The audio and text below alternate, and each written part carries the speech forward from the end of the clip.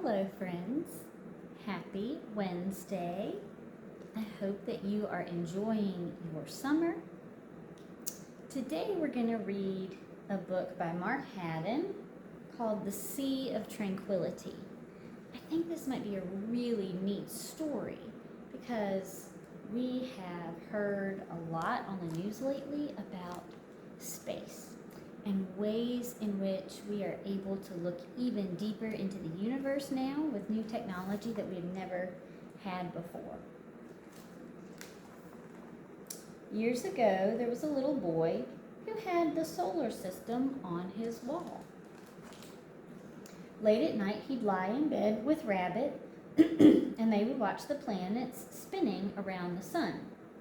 Mars, the tiny space tomato, Saturn, sitting in its frisbee rings, freezing Pluto, turning slowly in the dark, Jupiter, Uranus, Neptune, Venus, Mercury, and Earth.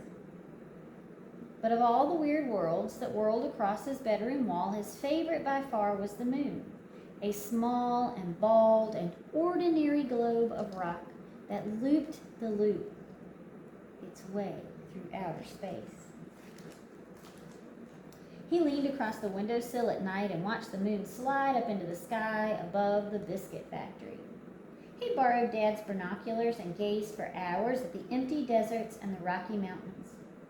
It made him dizzy just to think that he was looking at another world 200,000 miles away.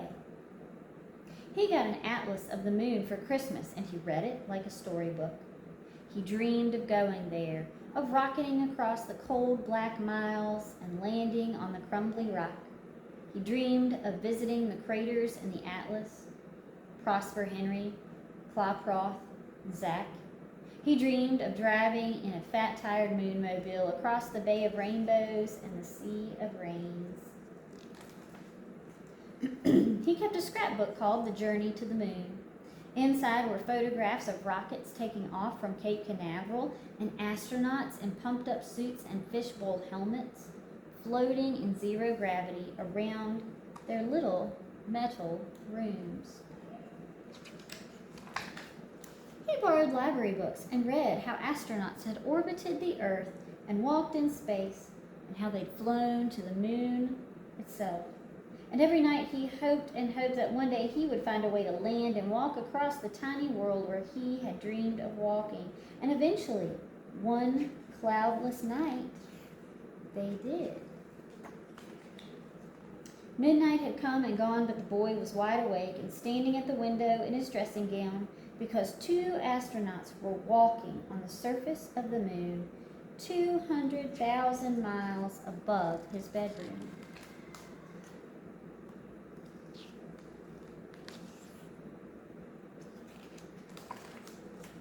At 3 a.m., he went downstairs and turned the television on, and there they were, on the flickery screen, bouncing slowly through the dust in the sea of tranquility like giants in slow motion.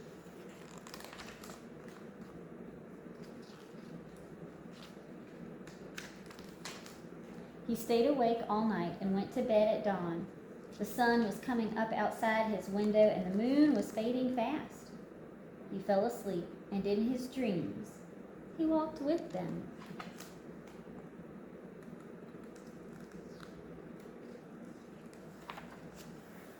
That little boy was me.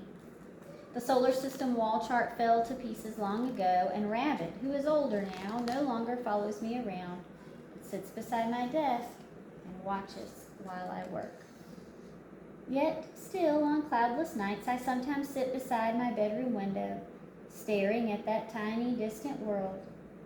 I think how cold and dark it is up there. No wind, no clouds, no streams, no sky, just rocks and dust. I think how nothing ever moves, year after year.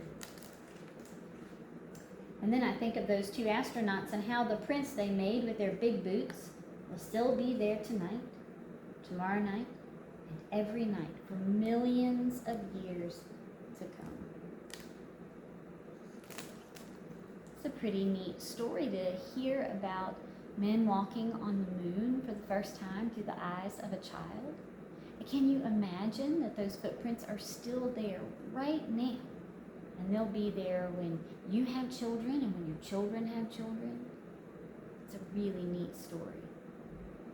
So maybe next time you're outside and it's dark, maybe you can take some time to look up at the moon and the stars above and remember that God created all those things and that God loved the world so much, he sent Jesus to us, and how he made you too. Until we meet again, friends, take care. Bye-bye.